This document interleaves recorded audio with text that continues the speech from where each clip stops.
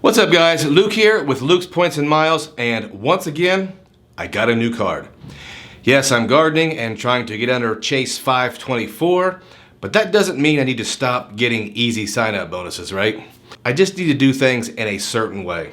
So in this video, I'm going to go over which card I got, the weird circumstances which seem to be perfectly normal with this issuer, and I'm going to go over the card, explain why I got it, and what kind of long-term plans it could have in my system. But first, if you're new to the channel, we talk about credit cards, points, miles, cashback, and travel. If you want to keep up to date with these topics, slap that subscribe button. We deliver relevant content consistently, and if at any time you get any value or entertainment from this video, do me a favor and hit that like button for the YouTube algorithm, and we can get this video out in front of a few more eyeballs. Now, I understand your time is your most valuable asset, so I will jump right into this. Gardening. If you've been around long enough in the credit card game, you're likely familiar with the term. Gardening is basically suspending new credit applications to allow your average age of credit to mature, let some of your inquiries fall off your report, and to get under the dreaded Chase 524 rules. Chase Bank has some really awesome credit cards, but they will not approve you if you have opened 5 or more personal credit card accounts in the last 24 months. So I've been attempting to garden for some time now. I have only been mildly successful. I like new credit card bonuses, and I'm fairly aggressive with my velocity for new cards. One way to use this aggressive strategy and still effectively garden is to apply for business credit cards. Business credit cards generally do not report to your personal credit and therefore are not counted against your 524 status.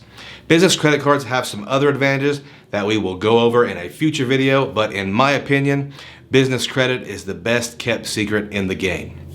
Moving along, I received a mailer from US Bank. I have sort of a love-hate relationship with US Bank, but I do think they offer some really great cards, and I would like to maintain my relationship with them on both the personal and business side.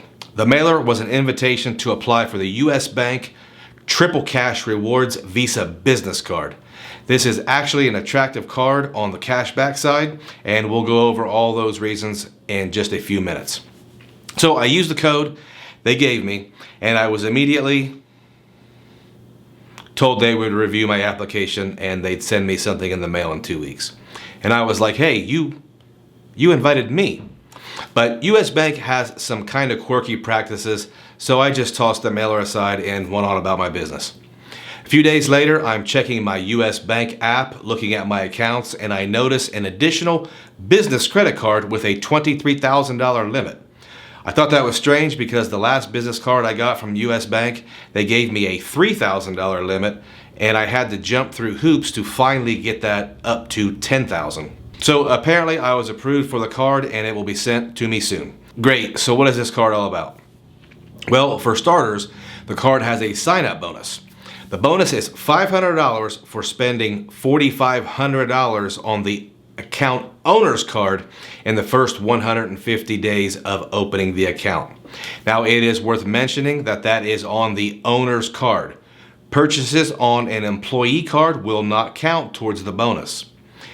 Decent bonus, and the spend requirement is a little high, but they give you 150 days instead of that industry standard 90. What does the card earn?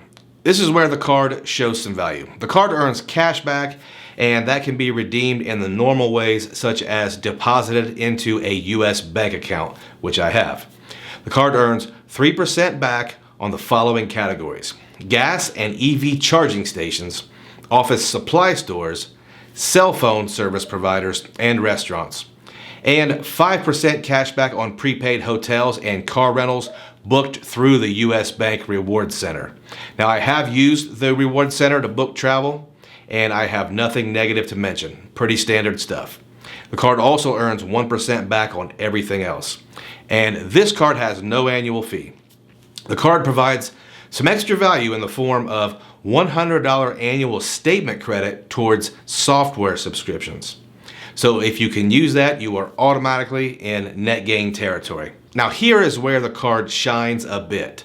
The card comes with an introductory 0% APR for purchases and balance transfers, 15 months.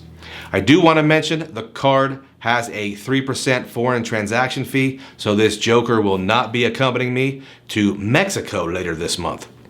Okay guys, so this one likely isn't going to knock your socks off, so why did I get it? Well, let's be real, 500 bucks is 500 bucks, right? And that is a big part of it. I don't mind getting mediocre business cards and using the cash bonuses to reinvest into my business, but there's a little more to this one. For one, I want to maintain my business relationship with US Bank, but I am definitely not going to be keeping my US Bank leverage card. That card is a bonus and done card. Sorry US Bank, but it's about as bad as it gets. I plan to use the $100 credit towards software. I've been looking into software that will help me make videos more aesthetically pleasing with maybe even some B-roll and music. In the comments below, I'll happily accept any software suggestions that you guys think will take these videos to the next level. Now, normally I would never ever recommend maintaining any type of balance on a credit card, but this is probably a good opportunity for me to get some better equipment. I think it's time to get one of those super duper cool MacBook Pro laptops.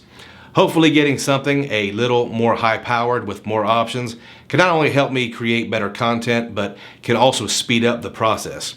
Getting this new equipment can help me get the sign-up bonus and allow me to finance the purchases over the next year or so interest-free. At this point, I'm okay with investing some capital into this YouTube thing and getting better.